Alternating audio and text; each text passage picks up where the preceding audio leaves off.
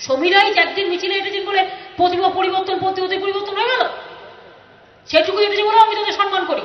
কিন্তু এটা নয় তিনি তৃণমূল কংগ্রেসের লোক, কোন জীবনে তৃণমূল কংগ্রেস করেনি, কেন মিথ্যে কথা বলবেন লোককে? একদা পরিবর্তনের দাবিতে বাম সরকারের বিরুদ্ধে পথে নেমেছিলেন শিল্পী সমী রাইচ। প্রতিবাদ মিছিল করেছিলেন নন্দীগ্রাম কিংবা নেতাইয়ের মতো ঘটনায় তৎকালীন শাসক দল সিপিএম এর বিরুদ্ধে। কিন্তু সময় বদলেছে, কাল যারা পাশে ছিলেন আজ তাদেরই তোপের মুখে শিল্পী।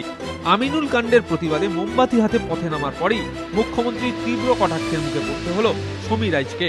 মুখ্যমন্ত্রীর কটাক্ষের প্রতিবাদে রাজ্য সরকারের 5টি কমিটি থেকে ইস্তফা দিলেন শিল্পী সমী রাইচ।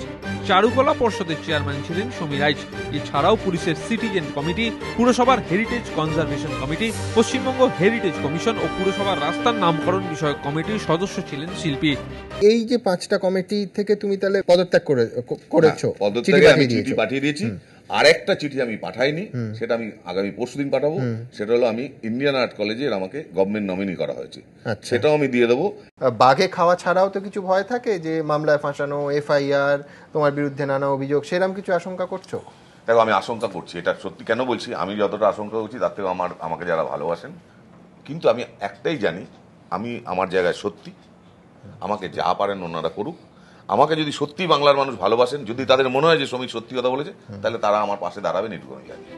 মুখ্যমন্ত্রীর উদ্দেশ্যে ব্যথিত শিল্পীর মন্তব্য, পরিস্থিতি কোন দিকে যাচ্ছে মমতা বন্দ্যোপাধ্যায় যেদিন তা টের পাবেন সেদিন ড্যামেজ কন্ট্রোলের আর সময় পাবেন না। এবিপি আনন্দ।